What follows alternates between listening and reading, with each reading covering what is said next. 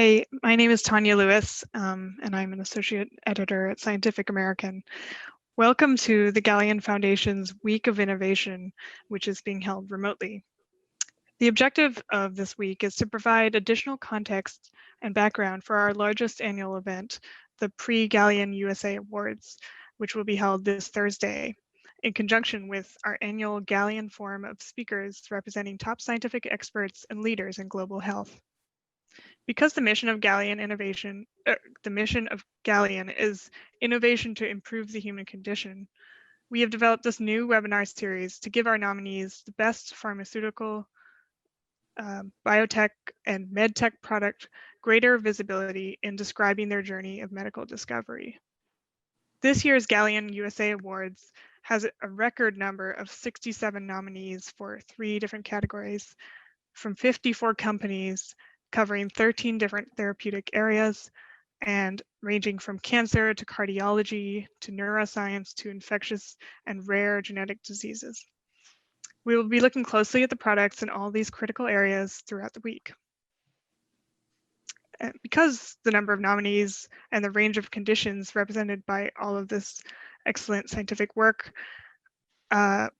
because of the massive number of nominees, the Galien USA Awards Committee has decided to host a series of 10 webinars before Thursday's forum and awards ceremony, where all of the winners in each of the 3 categories will be announced.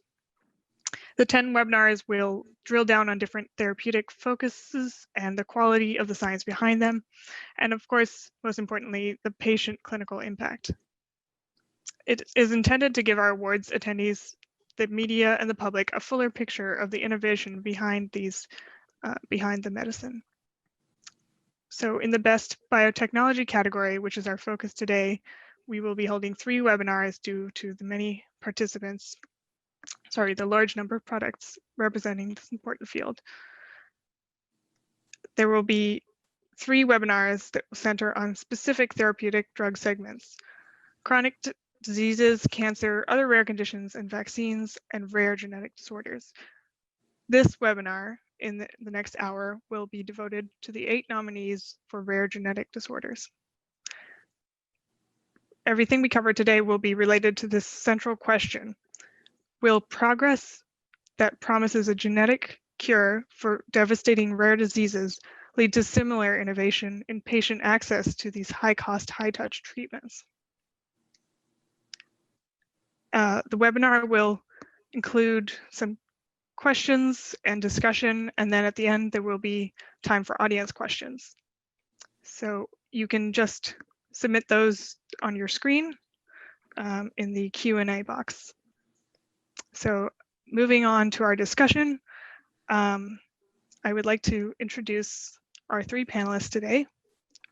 Well, before I do so, I just want to mention that there will be an accessible link to a 100-word statement that each of the companies have submitted on each of the different products that have been nominated. And you can click on that link and you will have access to those statements. So here with me today, I'm very pleased to have an excellent panel. We have Pushkal Garg, Chief Medical Officer of Alnylam, Jonathan Soroff, Senior Vice President, Head of Medical Affairs, and Program Team Leader at Oxbrida at Global Blood Therapeutics. And then finally, we have Dave Lennon, President of Novartis Gene Therapies. Thank you all so much for joining me, and I'm looking forward to a great discussion. So to start off, I believe we have a poll, which should be coming on your screen now. The poll asks, what is the most important single element of a future global policy agenda to advance health innovation that improves the human condition? And you can just vote. And at the end of the session, we will display the results of the poll. Let's move along. And I'd like to kick things off with you, Pushkal. Just tell me a little bit about yourself and your role at your company and why your company chose the specific product or the specific rare disease and that you developed a product for, and why this is such a important breakthrough in this field. Sure. Thank you, Tanya. And let me just start by thanking the foundation and the nominating committee for honoring Alnylam by allowing us to come today for actually 2 products for both Onpattro and Givlaari, and in the company of so many other biotech and pharmaceutical innovators. It's really an honor. So I'm Pushkal Garg. I'm the Chief Medical Officer at Alnylam, and so I oversee our development programs there. Maybe what I can do is to just introduce a little bit about Alnylam and how we came to be focused on these 2 products, as you asked. So Alnylam was founded in 2002 with really a singular focus of turning the new science of RNA interference into a novel therapeutic modality that could address diseases of high unmet need. Now, this was science that ultimately, Andrew Fire and Craig Mello were awarded the Nobel Prize for in 2006. And it's a natural process of gene regulation in all of our cells. And we were hoping to harness that natural process to develop small interfering RNAs, small pieces of RNA, double-stranded RNA, that could be administered to cells and actually silence any gene in the genome. And my colleagues at Alnylam have been working at this for about 2 decades to identify these small interfering RNAs that could be used, that could be produced safely and administered and delivered to target tissues with high fidelity to knock down disease-causing genes of interest. And so that's been the singular mission of the company. And the 2 products that are nominated, the first is Onpattro, and that has been developed for the disease called hereditary ATTR amyloidosis with polyneuropathy. We believe that affects about 50,000 people around the world. And it's a disease that is transmitted through families where there is a mutation in a gene called transthyretin, or TTR. And as a result of that, this liver-produced protein can actually cause amyloid fibrils and deposit by misfolding in nerves or even in the heart. And through our RNA interference approach, we actually can introduce a small interfering RNA, deliver that to the liver through a lipid nanoparticle delivery mechanism, and actually reduce the production of that TTR, that disease-causing protein, transthyretin. And so our development program was to bring that forward and see if we could address the devastating effects of this disease, which cause a horrible motor, sensory, and autonomic neuropathy that's ultimately fatal in patients who are affected by this disease, which travels through families. Our second product that we can talk about is Givlaari. Givlaari is a disease where there are hereditary mutations that occur in the heme biosynthesis pathway in the liver. And as a result of that, there can be accumulation of toxic heme intermediates, and these can cause horrible pain syndromes, abdominal pain. They can cause neuropathy and seizures, often affecting young women. And that's a disease where, because the symptoms can be non-distinct or nondescript, patients can have 10 or 15-year diagnostic odysseys where they're not diagnosed. There haven't been effective therapies, or really any therapies for this disease. Through our siRNA approach, we're actually able to send an siRNA into the liver and to block an upstream enzyme called ALAS1 and prevent accumulation of these toxic heme intermediates. And so those were the 2 approaches we took to these diseases, was actually to stop production or interfere with production of these disease-causing proteins or intermediates and hope to affect disease. Yeah, thank you so much. Obviously, these are incredibly challenging conditions, and the fact that you are at the point where you can actually develop something that can affect the expression of the gene is really remarkable. So I'd like to just ask Jonathan now, sort of same question. Tell us a little bit about yourself and what your company, what product you're developing to treat, other rare diseases. Thanks, Tanya. And first of all, let me say it's an honor and a pleasure to be here representing Global Blood Therapeutics. We're a relatively young company. Global Blood Therapeutics, or GBT, was actually founded in 2011. And I joined GBT about 3.5 years ago. In the time that I've been there, we've gone from our first patient enrolled in our pivotal late-stage clinical trials to the point where we now have almost a year of experience with our lead molecule for sickle cell disease on the market, which has really been a great personal journey for me and a great success for individuals living with sickle cell disease. Since GBT was founded, we've really been focused exclusively on sickle cell disease and developing transformative treatments for how we think about the management of that genetic disorder, which is actually often considered the first genetic disorder where there's an understanding of the molecular basis of the disease. And so it's actually the single gene mutation that causes the abnormality in the hemoglobin protein. A single amino acid substitution causes the effect on the hemoglobin molecule in such a way that these molecules form polymers, which are rigid chains inside of red blood cells. And it's this rigidity of these polymers that are formed by the abnormal hemoglobin or the sickle hemoglobin molecule that causes the characteristic sickle shape of red blood cells and ultimately the destruction of red blood cells and all of the downstream complications of this very severe disorder. Sickle cell disease has a huge impact on families and patients. It shortens the lifespan on average by about 30 years.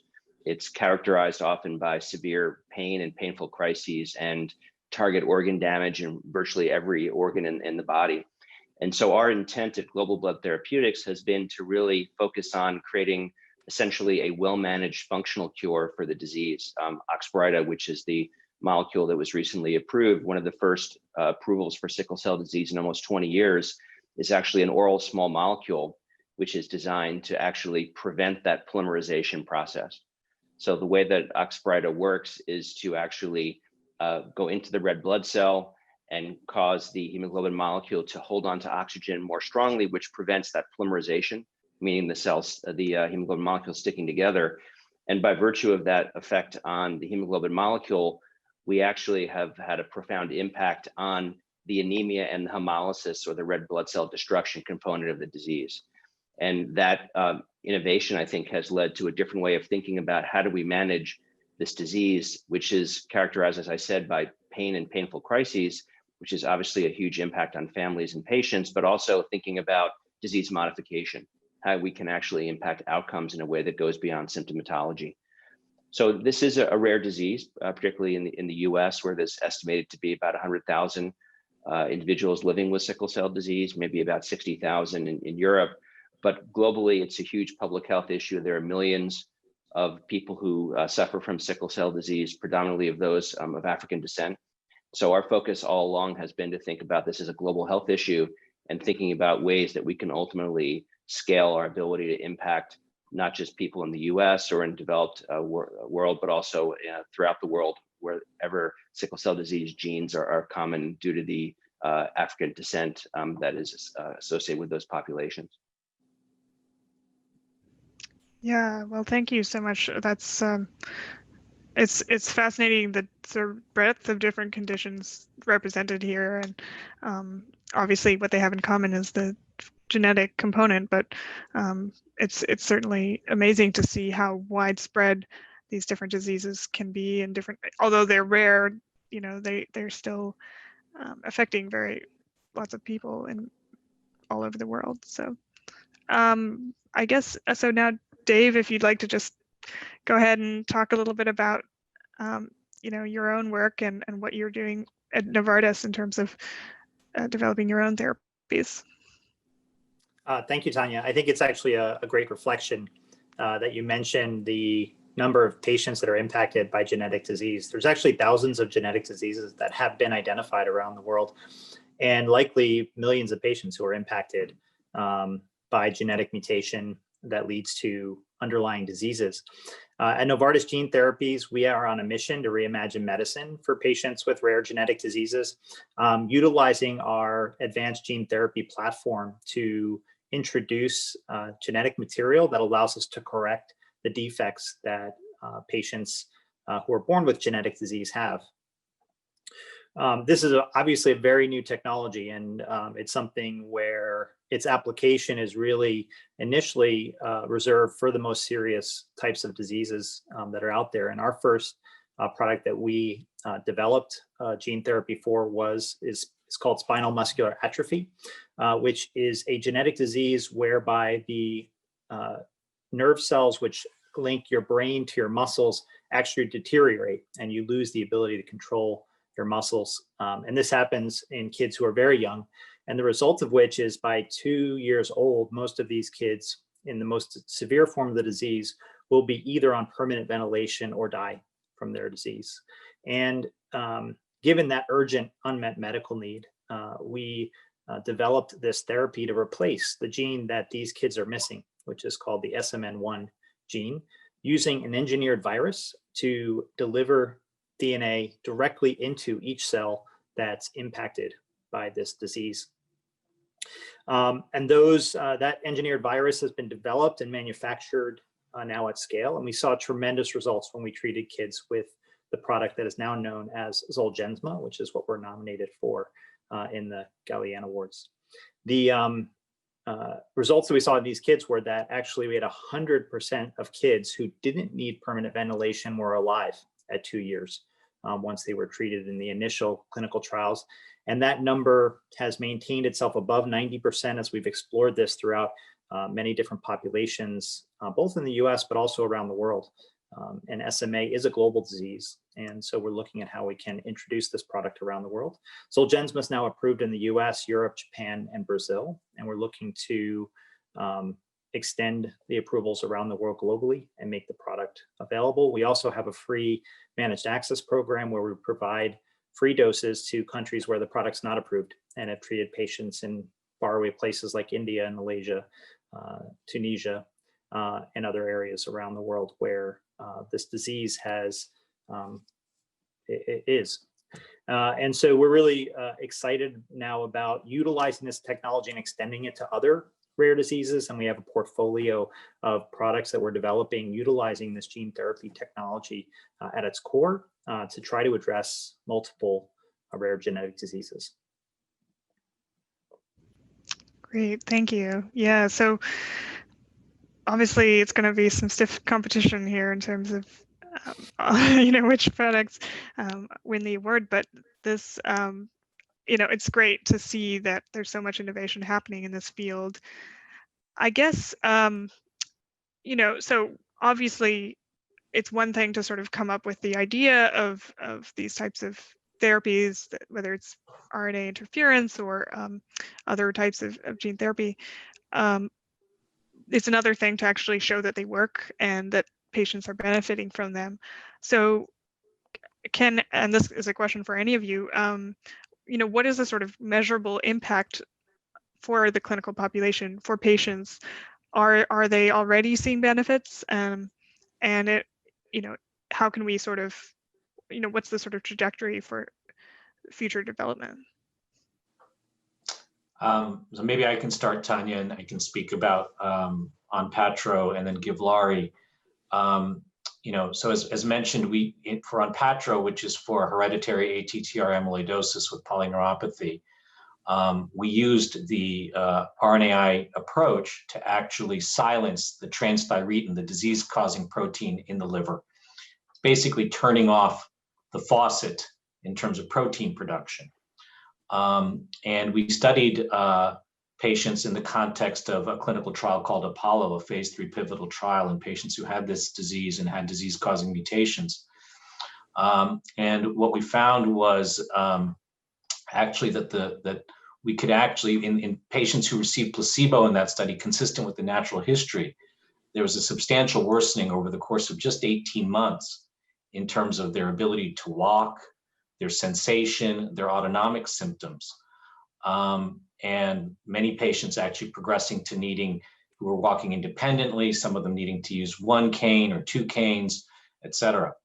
And in contrast, patients who received Onpattro, where we were able to silence the TTR protein production in the liver, actually, on average, saw a halting, and some proportion of patients, actually a little more than half, actually saw reversal of their neuropathy. That is, that their neuropathy, motor, sensory, and autonomic, was better at the end of the study than when they entered. And this is really a remarkable finding, that through this approach of upstream targeting of a disease-causing protein, we could actually reverse some of the symptomatology of disease.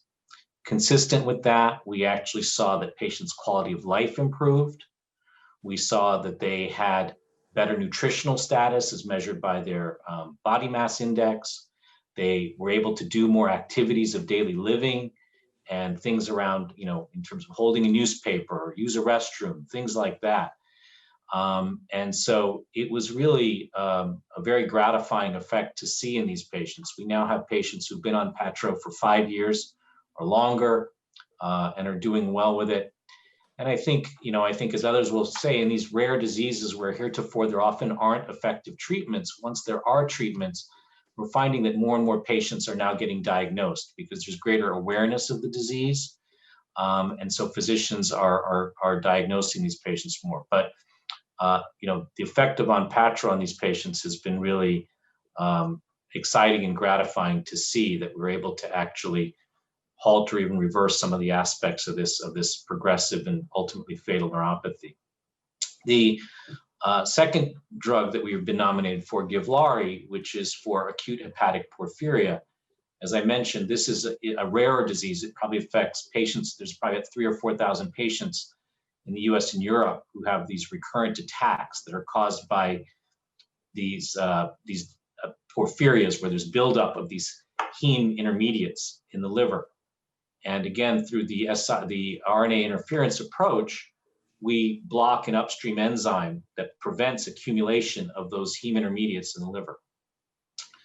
And this is, an often undiagnosed disease, as I mentioned earlier.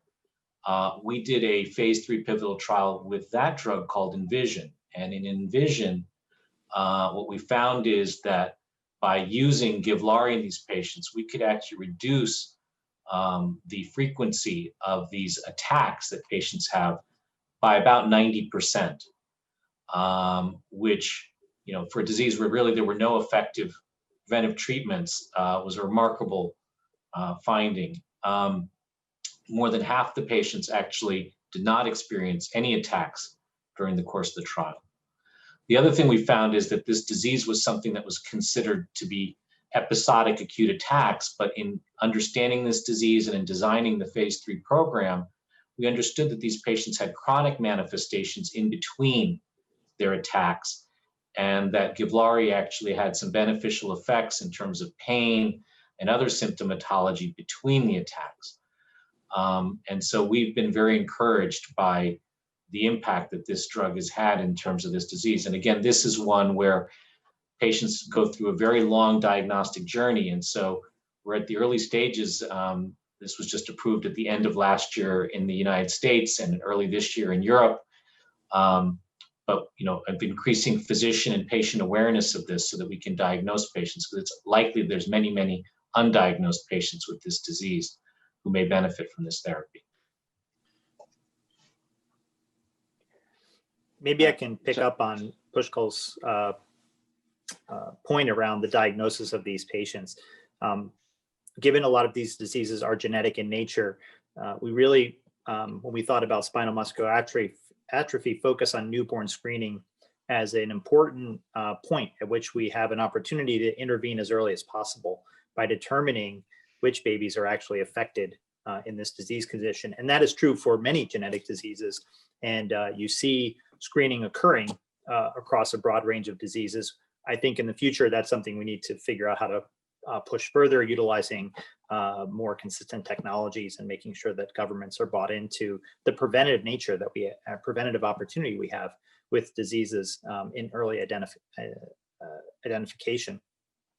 I did mention before the impact that our drug Zolgensma had on survival for patients who otherwise were destined to die before their second birthday. What I didn't mention is that, in the case of these kids, what the disease often was known as floppy baby syndrome, because actually babies couldn't have any muscle support for their skeleton and would be very floppy in nature and actually didn't display any ability to control their arms or their legs. And ultimately, these children lose the ability to control breathing. They can't swallow properly, and they become completely incapacitated by their disease. What we saw in the clinical trials was that actually patients gained muscle control through preservation of their neurons that I mentioned before, and that actually kids could achieve consistently the ability to sit. Now, the ability to sit doesn't seem like a lot, but for kids who never were able to do that before, it's a tremendous accomplishment because it allows them actually to consider being in a wheelchair versus being on a immobilized bed. And if they can breathe and if they can eat, there's a lot of obviously function that comes along with that. And that was what we saw in our initial clinical trials, where we treated kids who were symptomatic with spinal muscular atrophy. What we've actually done now is actually utilize what I mentioned before, newborn screening, to identify kids before they actually are diagnosed symptomatically and treat them very near to birth. Some of the kids we've treated 8 days after they were born, some of the earliest treated kids. In those cases, what we see is tremendous progress amongst those children, because SMA is a progressive neurodegenerative disease. So it only gets worse over time. And so we like to say time is neurons in the case of these kids. And so we really want to treat them as early as possible. When we do that, when we treat kids who are under 6 weeks of age, we actually see that these kids start to develop on a near normal development pathway. And we have kids now who are walking and running, things that just were impossible in the past with this disease. And we've had kids now, I should mention, we only treat using this therapy one time. And it's really one of the real breakthroughs of gene therapy is the ability to permanently affect the cells that are impacted by disease, or at least I say permanently, at least as far as we've been able to measure so far, because the oldest kids who have been treated with the drug are only about 5 years old. But at 5 years old, we now have kids who are attending kindergarten, walking into their classroom. And it's really just precious and exciting to see this kind of impact. We get letters from parents all the time about what this has meant for them. And the going from a situation where they were told to take their child home, give them all the love, but not to expect anything, and go to a situation now where they have hope for a future is really exciting. Yeah, that's actually fascinating. I mean, obviously, it's wonderful news that these families are able to have some hope for their children to, gain some of those normal functions back. And I'm glad you mentioned newborn screening, because that's something that I think is a really fascinating area that's become, I guess, even more widespread in the last couple of years, and most people probably aren't even aware of that. But when you have a baby today, they screen for a few dozen conditions that are hereditary, but with newborn genetic screening, you have the potential to screen for thousands of different diseases. So, it's certainly opening up kind of a new frontier in terms of early treatment for these conditions. Yeah. I do want to give Jonathan a chance from the standpoint of sure, and actually a good segue into the normal disease pathway, the continuum of disease in sickle cell. It is a genetic disorder, and so of course it's present at birth. And with newborn screening, at least in the United States, we have almost 100% identification of children who do have sickle cell disease. They're usually protected till about 9 months of age, because the fetal hemoglobin that they're born with doesn't actually undergo that polymerization process. And as they convert to adult hemoglobin, by about 9 months of age, they start having manifestations of their disease. And then from that point forward, they have the chronic organ damage and the progressive disease that's characterized by the long-term morbidity and the early mortality. Sickle cell disease, the predominant form of that is also often called sickle cell anemia. And anemia is one of the defining features of sickle cell disease. And that anemia is due to the very fragile red blood cells, the premature death of red blood cells that causes the hemoglobin levels to drop. And if you think about the normal hemoglobin levels in an adult, depending on age and gender, it's anywhere from about 12 to 15 grams per deciliter. The average sickle cell patient has about half of that amount of hemoglobin. So they're profoundly anemic for life. And not only does that create symptomatology associated with what one imagine would be the fatigue, the poor growth, the other factors that are due to anemia, which are generally well understood because anemia has multiple different causes. But in sickle cell disease, the anemia and the hemolysis are actually thought to be in the causal pathway of the disease progression itself. So strokes, renal failure, cardiopulmonary disease, and so on are thought to be due in part to the chronic anemia, the hemolysis, and the vascular damage that occurs over decades of life. So when people think about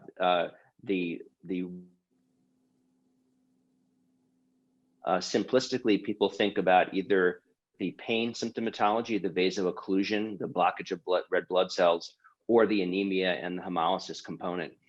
And one of the things that we focused on in our development program was to focus on the anemia and the hemolysis component, because that has not been nearly as well established as a target for treatment of sickle cell disease. So our program, based on our understanding of the mechanism and the pathophysiology of disease, was intended to show that you can actually impact anemia and hemolysis in patients based on the mechanism of the drug. And so our pivotal trial program was designed in partnership with the FDA to focus on hemoglobin as the primary endpoint for approval. And what we showed in our HOPE trial, which was our pivotal trial, was that we were able to raise hemoglobin on average by about 1 gram per deciliter, which is about anywhere from a 10 to 15% increase above baseline. And more than half of the patients in the trial actually were able to get at least 1 gram of hemoglobin increase. And that gram of hemoglobin increase may turn out to be extremely important, because if you look at the epidemiology of sickle cell disease, there's a very strong association between hemoglobin levels and organ damage.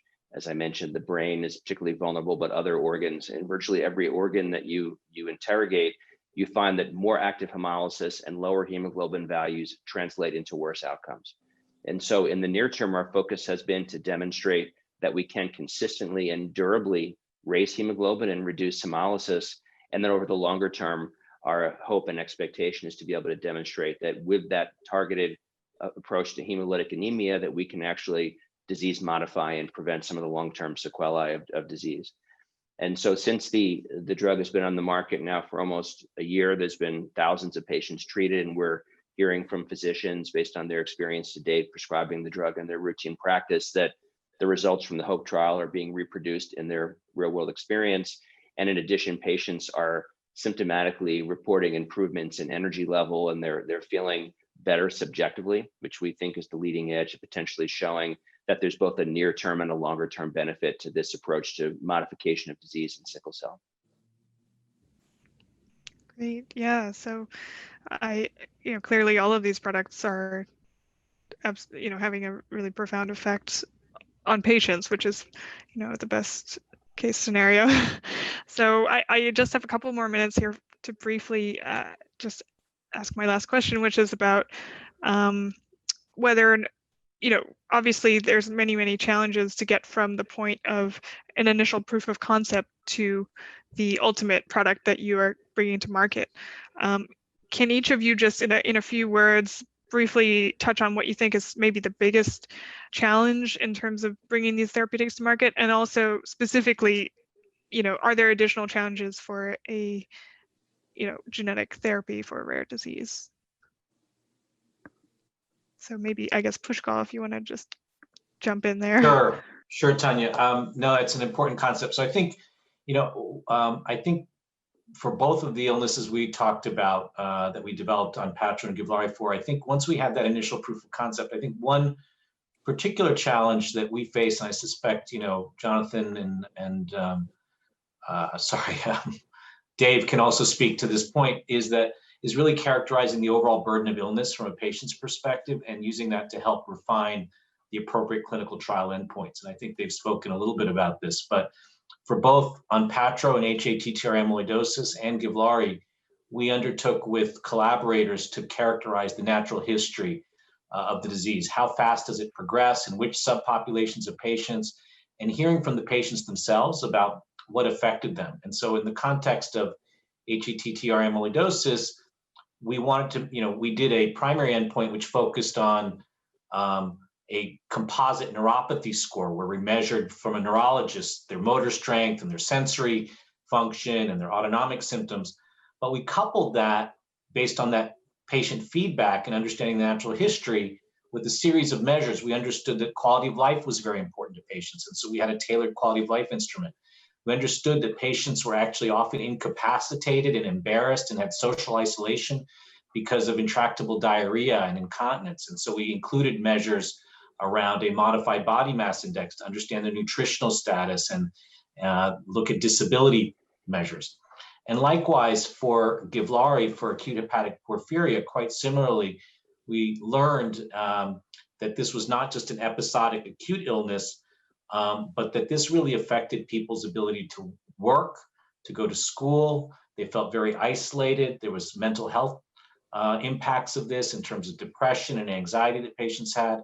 And so through those insights, we were able to design capture endpoints in phase 3 to characterize the impact of the medications on the totality of patients' sort of life experiences, right? And that's really helped us get a fuller picture of how Givlaari, for instance, we've been hearing anecdotes of patients who've been able to return into the workplace, return to school, go back and have more normal lives, have families, et cetera, and characterize endpoints that capture the totality of those impacts on patients' lives. Yeah, Pushkal talked about the partnership aspect, and I think that's a really important point to emphasize. In the development of our program for Oxbrida, we spent a lot of time talking to the sickle cell disease community, but also really developed a strong partnership with the FDA, who were really interested in developing new therapies that would attack the disease in a different way. Many trials routinely had focused on counting up the number of vaso-occlusive crisis events in order to show clinical benefit, which is clearly an important attribute of any treatment for sickle cell disease.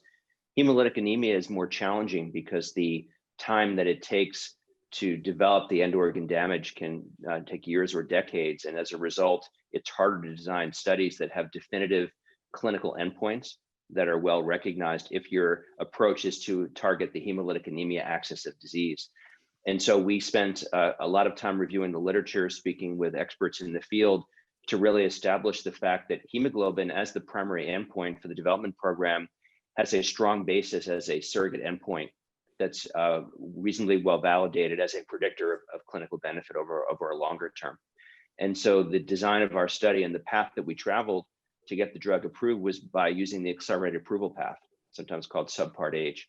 And that required us to have a lengthy dialogue with the FDA. We did extensive literature review, meta-analyses, looking at the validation of hemoglobin as an endpoint that was reasonably likely to predict clinical benefit. And it was on the basis of the very strong clinical results on hemoglobin and hemolysis in the pivotal trial that led to the approval of the drug under this accelerated approval path. With that comes the obligation to do confirmatory studies, which we're in the process of conducting to show the translation of that surrogate endpoint into clinical benefit that's more easily measured and more well recognized in terms of functional outcomes or organ preservation. So we're very committed to that, along with other studies that we have actively ongoing. But I think for us, the real innovation was the ability to partner with the FDA and other health authorities to develop a path to get this drug to the market as soon as possible, because the anemia component of disease is quite significant and has lots of morbidity associated with that, even while patients are also suffering the pain component of their disease. I can only agree with Jonathan and Pushkal about the need for better understanding of these diseases as a significant hurdle as we bring them forward, because they are rare conditions. Often they're just not well studied, and they're not studied in the framework of trying to get a drug approved or at least investigated.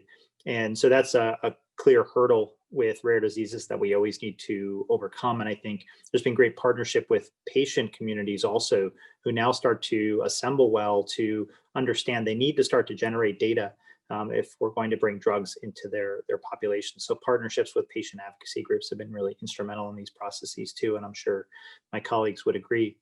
The other point I would raise about a real challenge we have moving forward when we think about gene therapy specifically is just the complexity of the thing we're trying to make. And so one of the big challenges for us has actually been scaling the manufacturing of these engineered viruses that we utilize to deliver DNA into patients. And we were the first company to have to think about this at scale and trying to think about how we would do that globally. And so we've had to undertake actually investing close to $500 million in just building manufacturing facilities prior to launch.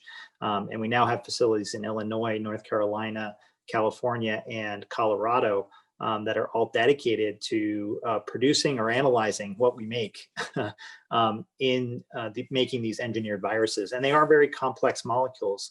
By comparison, if you think about a small molecule drug in terms of number of atoms versus a gene therapy, it's like comparing a bicycle and a space shuttle in terms of number of parts. And so that complexity and the fact that we're using actually biological systems to make these products adds another layer of challenge. And that for the gene therapy industry is probably one of the biggest hurdles that we'll need to overcome as we think about trying to use this technology for more diseases and ultimately thinking about using the technology for diseases outside of the genetic space or outside of the rare disease space. Great, thank you, all of you. So we are now moving into sort of the discussion phase of the talk here, but before I want to throw in a question which came up in the Q&A and something that I wanted to ask about as well, which is, how can we ensure access, how do we address challenges in access to these therapies? Because I'm sure they are difficult to make and probably expensive. So how do you ensure that the people who have these diseases will be able to access them? And feel free to jump in, or I can call on you. Well, I guess I'll start, and then I'm sure my colleagues will have more to add to this. I think from the standpoint of access, our approach from the beginning has really to think about this at a global scale, and to develop a treatment that has the ability to scale to other parts of the world and not specifically just to US or only in areas where there's tertiary care facilities. And I think that's one of the advantages of the approach that we've taken, which is to develop a stable oral small molecule that can be administered to patients without the necessity for more complex technology. I think we're very excited about all the breakthroughs, and curative therapies and gene therapy is something that's being looked at very actively in sickle cell disease as well. Bone marrow transplant is another approach which is considered to be in the category of curative therapies. Our approach has been thinking about what functional cure looks like. And as a result of that, we're already thinking about our ability to scale to other parts of the world, into Africa and other areas where there's many patients with sickle cell disease who don't have access to the same treatments that might be available in the more developed markets like the United States. So within the US, we've been focusing a lot on ensuring that every patient who can benefit from Oxbrida can get access. We have systems we put in place and patient support networks. So that's more at a local level. At the global level, we're thinking very much about the next several years and how low resource countries ultimately could access. Looks like we may have lost you for a second there. Maybe I just come back. Quickly. Yeah, go ahead, Dave. What Jonathan was saying, I think we have to have the aspiration to deliver these therapies around the world, because genetic disease doesn't discriminate by where you're born. And what we've thought about, we do have the challenge that this is quite, for us, gene therapy is quite expensive to make. It's a small patient population, and there's a number of complexities that go into that. But the important thing is to recognize that these diseases already cost a lot of money for patients to be cared for. Without treatment, we mentioned how these patients die, but in that course of that, their normal life, they would be in the hospital multiple times. They would require around-the-clock care. They would force one parent usually to quit working so that they could actually be home with the child. They would have multiple infections. They would multiple surgical interventions to correct issues that arise.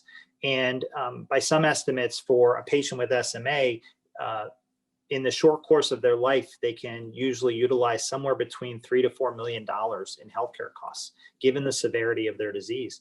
And there are many genetic diseases, maybe not are that much, but if you consider the life of a patient who has constant medical care, these interventions actually can be very value generating for healthcare systems by allowing them to avoid costs that these patients would otherwise incur because their disease would require them to do that. So often there's a concern that these therapies are too expensive, but I think that's short-sighted and doesn't take into account that you're avoiding a lot of the long-term costs of disease. At the same time, we have to be responsible about how we price these products, but also how we work with the systems to create solutions.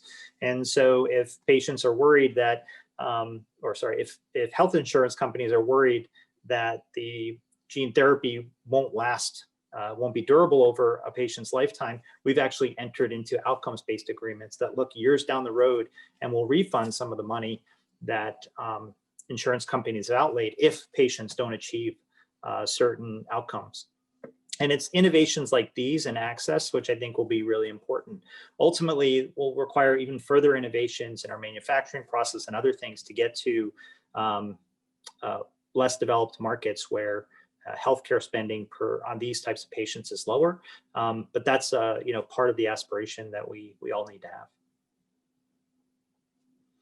Yeah, and I can maybe build upon what Jonathan and Dave have spoken about, because we're thinking about it in similar ways. I mean, again, I think like my colleagues, we're really committed as we think about these medicines for genetic diseases and rare diseases to extend that innovation to patients in need all around the world. I mean, that's fundamentally our mission. I think a few things that we've done is in 2017 or so, we espoused our patient access philosophies, which were very much in line with what Dave just highlighted, which is the idea that we need to characterize the overall burden, both from a physical and mental, but also economic perspective in terms of the diseases that we're seeking to treat, and that our medicines should be priced according to the value that they bring, right?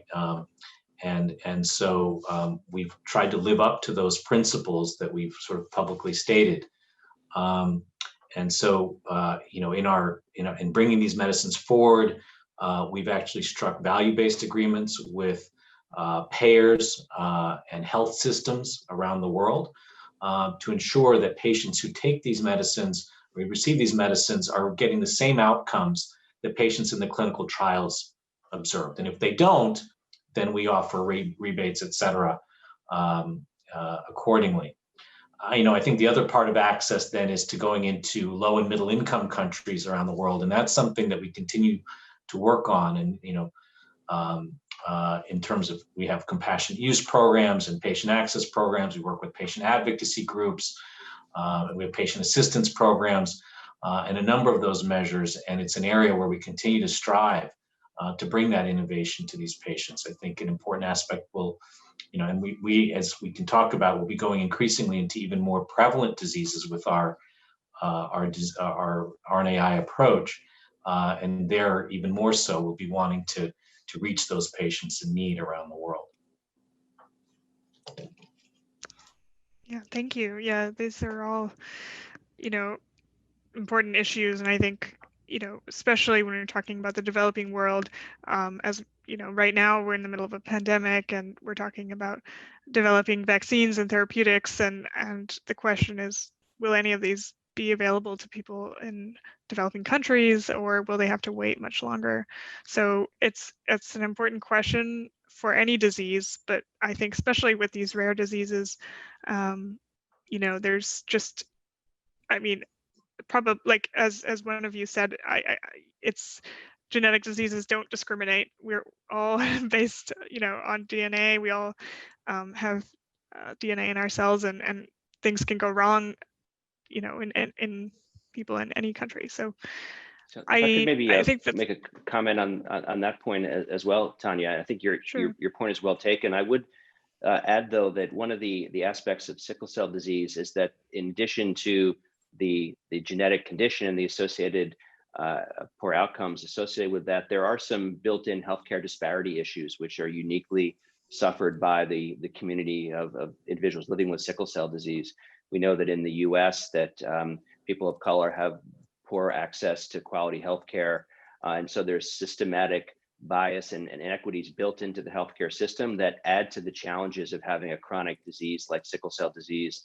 And when you add the pain complications and the opioids that are often used to manage pain, and then you conflate that with the issues with the opioid epidemic, I think it's fair to say that individuals with sickle cell disease have particular challenges in addition to just the basic challenges of living with a chronic condition like sickle cell disease. And so we're very focused on working with the community to understand how we can be partners with them to overcome some of these inequities in how healthcare is delivered and help them get quality access to healthcare, which involves not just medicines, but also screening, other preventative measures, just routine basic standard of care, I think is a critical aspect of how sickle cell disease outcomes can be improved in the US and in other parts of the world.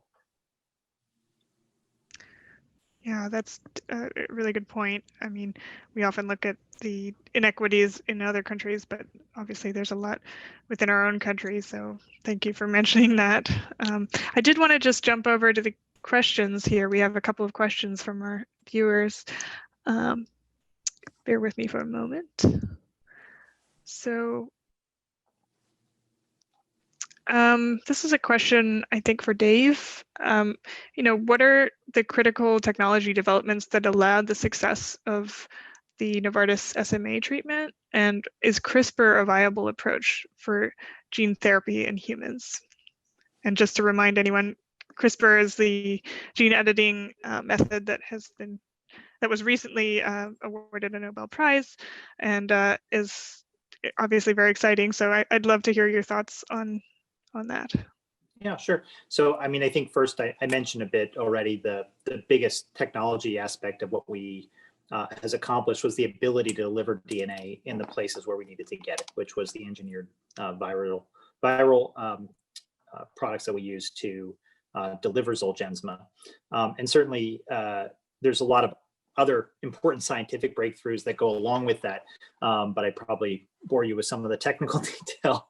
I think that was the biggest component of success that has enabled gene therapies to be utilized on this platform, which is often called the AAV platform, or adeno-associated virus platform, that many companies are now using to deliver gene therapies.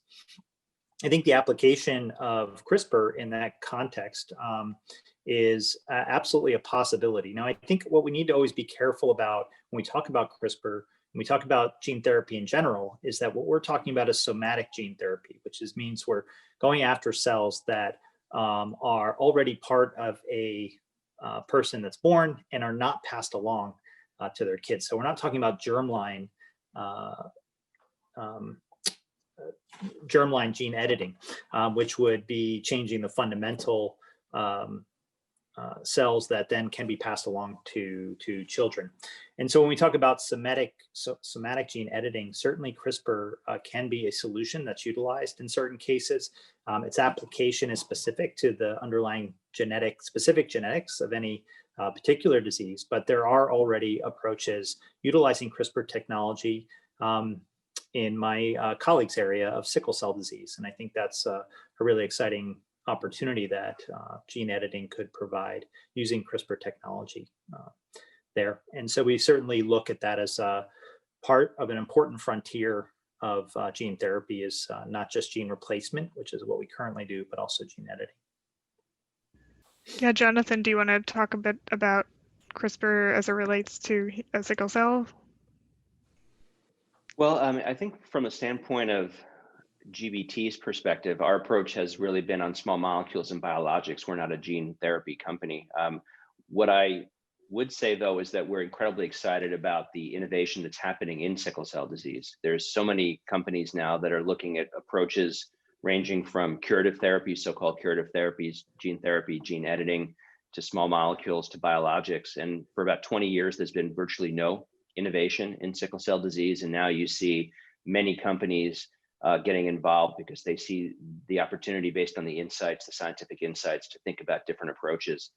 I think ultimately for sickle cell disease, there's probably not one treatment that's going to be suitable for all patients. There's going to be some patients who are best managed through bone marrow transplant or approaches related to gene therapy or gene editing, these so-called curative therapies. But I think, like many other chronic diseases, we've learned, such as HIV or some of the more primary care diseases like diabetes or hypertension, that combination therapies are very likely to be an approach that's going to ultimately emerge as a way to get patients to the point where they're being functionally cured, meaning that they have symptoms that are so well managed that they can live a normal lifespan and minimize the morbidity. So we applaud the innovation in sickle cell disease. We're really rooting for everyone to be successful. We think there's room for many different approaches, including oral therapies, but gene therapy, I think, is also a very promising and exciting development in sickle cell. Yeah, that's a really great point. You know, we're talking a lot about sort of genetic cures, and obviously, you don't, you know, there's many different approaches to treating these diseases, and not all of them involve actually modifying the genes themselves. And you know, the end goal at the end of the day, the goal is really to treat the disease, and so it's great to see these different approaches tackling the problem, and hopefully, you know, as you said, some combination of these therapies will ultimately help the patients. So I guess I just wanted to kind of wrap up a bit with a forward-looking question about, you know, what do you all see as sort of the next big innovations in your area of research? You know, what sort of things are coming down the pipeline in the next 5 years or so, in terms of, you know, the technology or the treatments themselves, and what can we expect going forward? Maybe Pushkal, if you want to, sorry, if you want to take that question. Sure, I'm happy to start. I mean, I think with regards to RNA interference, I mean, we feel like we are really on the precipice now, at a big inflection point. You know, Onpattro and Givlaari, beyond their what we think is a transformational effect for patients affected by those particular diseases, have also helped us really advance a whole new therapeutic modality. You know, just like monoclonal antibodies were a whole new way of treating human disease, we think RNA interference now is on that same precipice.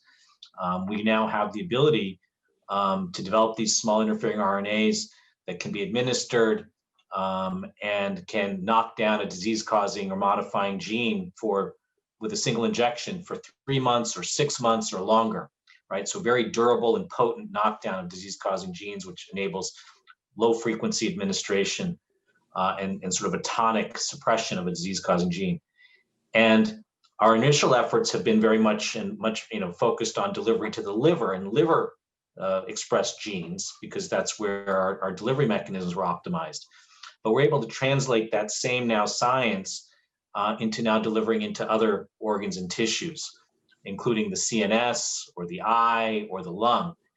And so there's a whole host of other diseases. So when I look forward for the next 5 years, I think there's probably a few different places where I can see RNA interference going. First, tackling really devastating diseases, neurodegenerative diseases, ocular diseases, et cetera, by delivering into these different tissues. And I think it'll be going beyond those into muscle and other tissues. So it's a whole expansive set of diseases that we may be able to help patients who are suffering from. And I think the other thing is that whether it's targeting diseases, genes in the liver and other organs, moving from, you know, sort of the rare to actually much more common diseases. So we, with our colleagues at Vir, are working on an RNA interference approach to hepatitis B. At Alnylam, we're developing a drug, hopefully to treat hypertension, an area where there hasn't been that much innovation in a lot of years, but we have the opportunity to potentially have a drug that could, you know, be used maybe once, twice or 4 times a year and reduce blood pressure, which is still the #1 modifiable cause of cardiovascular disease.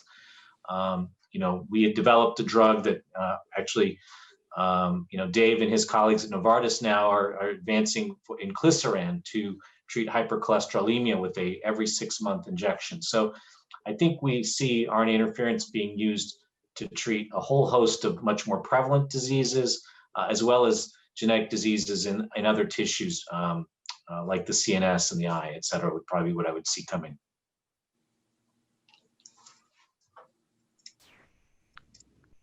Dave or Jonathan, did you have any? Yeah, I can only commend what the work that Pushkal and the Alnylam team has done to expand what is really part of a new pillar of medicine.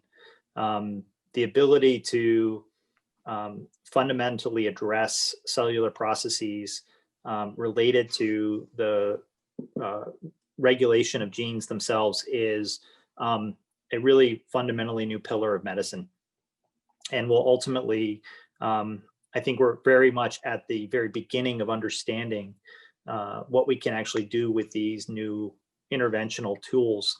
I like to call them for therapeutics, because in many ways we're still at first generation in thought about how we deliver them, where they go, what they can actually do. And there are actually going to be many iterations on this technology that are likely to occur in very rapid cycles, because this is not science we've been doing for 100 years. This is science we've been doing for a few decades, if less in many cases, when we think about therapeutics development. And what it proposes is maybe the next 5 years looks incremental, but there will be at a point where this will all explode, and it will become an opportunity to fundamentally address many diseases, not just in a genetic disease. And I think these are the types of products that we're going to see be the future of medicine. Do you think that in our lifetimes, one of us or all of us may take have some genetic therapy for some disease? Is that possible? Well, I hope I don't have those diseases, but if I do, Oh, I mean, I think there are going to be interventions, as Pushkal mentioned. There's already interventions being developed for cardiovascular disease that are going to treat many, many patients, and many of us are impacted by that kind of condition. And I think that there's many opportunities that will come, and I think it will become very, very prevalent in our lifetimes to have these kind of interventions as the standard course of therapies. Yeah, I mean, maybe I would just add to what Dave is saying. I think, what all of these, I think, innovations highlight is increasingly, with a better molecular understanding of disease, the ability to develop targeted therapies, right, that treat specific disease with, a high therapeutic window in terms of benefit to risk. And I think that's what we're all after in terms of trying to treat diseases in the most targeted way we can. And there's different modalities for different diseases. I think what's remarkable is innovation begets more innovation, right? And so each of these advances gives us new insights into fundamental processes of disease, pharmacology, mechanisms, and I think so it's a very exciting time in that regard in terms of biotechnology and medicine and pharmaceuticals, I think. Yeah, Jonathan, did you have anything to add to that, or have we? Well, I know we're at the end of the hour, so I'll just be very brief and say I think with genetic disorders, there's always an axis of where you intervene, starting at the abnormal DNA itself to maybe understanding, as was pointed out, the molecular basis of the disease, to the downstream manifestations of the disease at the level of the organs themselves. And so I think, speaking from the standpoint of sickle cell disease, there's innovation and a new generation of approaches to all of those along the entire axis, everything from modifying the DNA to targeting the underlying cause of disease, everything downstream from that, which is polymerization of hemoglobin, which may allow additional oral therapy, small molecules to intervene in an appropriate way, to biologics, which will prevent the vaso-occlusive crises, the adhesions that are occurring within the vessels that are causing the pain crises and then other complications. So I think the future will have progress in all of those domains. And I think we're going to need to be successful in each of those areas to ultimately have the impact on sickle cell disease that we're hoping for. Great. Well, actually, it looks like we have maybe another 10 minutes or so, according to our I'm told we have about, I think, 10 minutes left. So I think we have a little bit of time, if you can stay with us, for questions from our audience. So feel free to ask a question. It's not too late. Just go to the Q&A and drop in your question. I have one question here from Frank O'Driscoll, which says, at the recent Global Genes Conference, patient advocates emphasized the value and need to connect for patient-peer support in a private community. What role can your enterprises or rare disease brands play in facilitating this? And I guess any of you, if you feel qualified to answer that, I can repeat the question if you like. Basically, it's asking about, what role your company or your disease brand can play in facilitating these private patient-patient peer support groups. I can start, Tanya. I think, I think it's been highlighted in the discussion, understanding the patient perspective on these diseases is incredibly important. They're rare diseases. They're not always well characterized. And likewise, patients can often feel quite alone as well when they have these diseases, because they may not, easily find the information they need or understand the experience of other people. And so I think our industry has a lot that we can do to help facilitate that. I think on a couple of bases, maybe a couple of things we've done is certainly we've tapped into existing patient groups and advocacy groups to understand and meet patients and understand from their experiences, as I highlighted earlier. I think regulators are very interested in hearing from patient advocacy groups and patients with disease. The FDA, for example, has a patient-focused drug development series where they want to hear the patient voice. And that informs their understanding of benefit and risk as it regards to various diseases. I think specific to the question in terms of what we've done to facilitate those peer-to-peer interactions, we have a very active patient advocacy group within Alnylam. They've actually helped, we obviously provide sometimes support for patient advocacy groups. Sometimes we are able to help where there may be patient advocacy groups for rare disease in certain regions of the world, but maybe not as well formed in other parts of the world to sort of facilitate connections, right? So that there can be newer groups springing up in other places. The other thing that we've done is because we work across a whole range of diseases, in certain of those diseases, there's much more well-established advocacy networks and peer networks, and in other diseases, they aren't. And so our patient advocacy group actually convened, pre-pandemic, basically a couple-day offsite, bringing together members of different advocacy communities, some of which were much more well-established for certain diseases, and some which were less, to sort of, exchange best practices and learnings. How do you create a peer network of patients that can support each other, work effectively with each other, secure funding, work with industry, et cetera. So I think there's a lot that we can do both to learn from these patient groups, but also to help positively impact them and support them. Yeah, I would add that from the beginning, GBT is really focused on engaging with the CBO, the community-based organization community in the US, and have had extensive interactions with those stakeholders to understand what they see as the big challenges, the outcomes that they would be interested in seeing, both as caregivers and as patients. From a more practical standpoint, as an example, in 2018 and 2019, GBT sponsored what we call the Access to Care Summit. And we had invited guests from the payer community, from the HCP community, from the patient community to come together to discuss the challenges of access to care for sickle cell disease. And so in the first year, we talked, for example, about the challenge of transition from adolescent to adult care, or how you use telemedicine to improve the reach and frequency of the ability for tertiary centers to have impact in more rural areas. And then as we have progressed further and there's more drugs now available for prescribing with the approval of multiple drugs, we brought more of a payer focus into our discussions around how patients and physicians can navigate the access landscape in order to help patients get access to the medicines that their doctors believe are to their benefit to receive. So it's been a core component of our strategy as a company, as a sickle cell disease focused company, to really work with the patient community and the advocacy community to make sure they have a voice and are educated and educate us about what the challenges they're facing are in terms of just routine access to care for sickle cell disease. Yeah. The only thing I might add, Tanya, to this conversation, because I agree with everything that's been said, is that a lot of these peer-to-peer interactions now occur on a social network.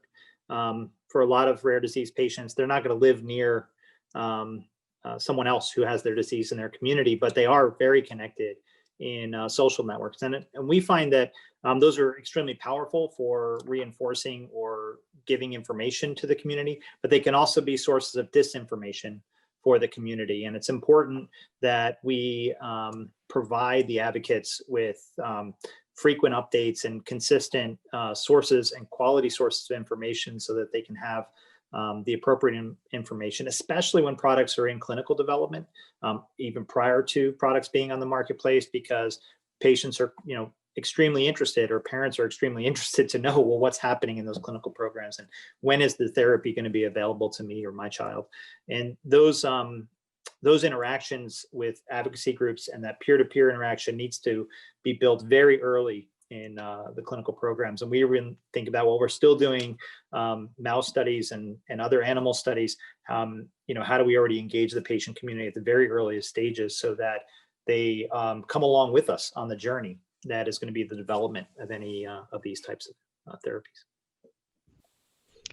Yeah, that's a really great point. I think, it's something that as a science journalist, I also, have this problem of trying to sort of convey the importance of an advance without providing too much false hope that something is going to be ready tomorrow. So it's a challenge, and I'm sure it's a balancing act, but as you said, it's really important to have that patient perspective and involvement sort of early on, so that, sort of they're the population that's going to ultimately benefit from these treatments, hopefully. So hopefully that dialogue between the patients and companies can,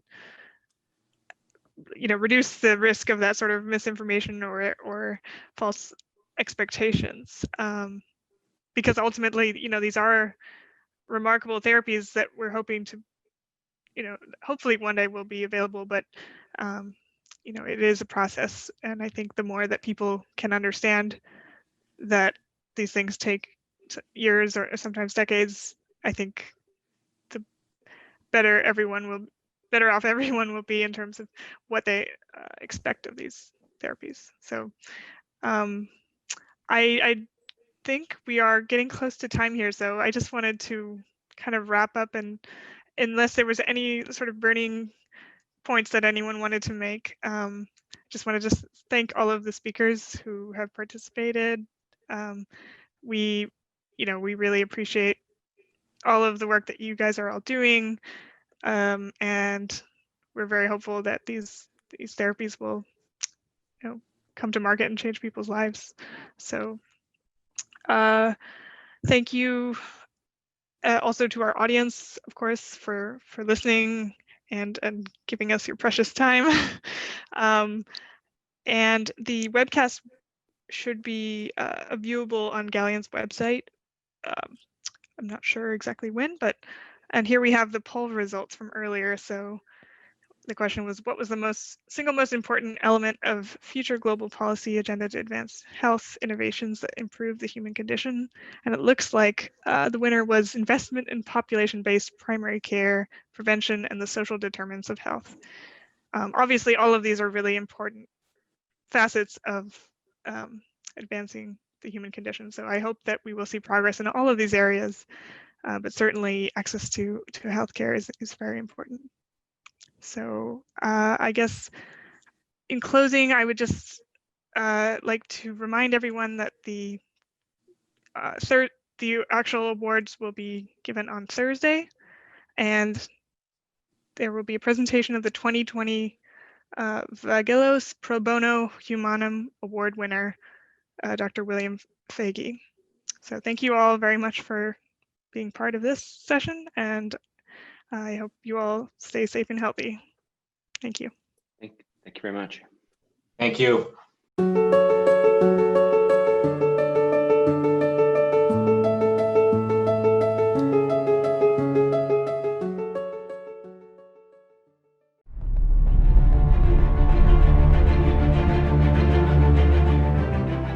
Best biotechnology product.